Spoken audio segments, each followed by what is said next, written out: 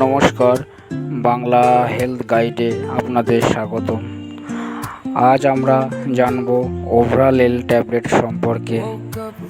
ওভরালেল হলো একটি oral contraceptive pill, যা মূলত গর্ভধারণ প্রতিরোধের জন্য ব্যবহার করা হয়।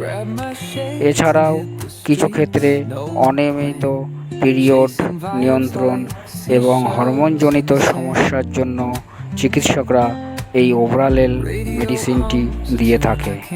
সাধারণত পিরিয়ডের প্রথম দিন থেকে একটি করে ট্যাবলেট খেতে হয়। একটি স্ট্রিপে 21টি ট্যাবলেট থাকে। মনে রাখবেন, কোনো ওষুধ নিজে থেকে শুরু করবেন না।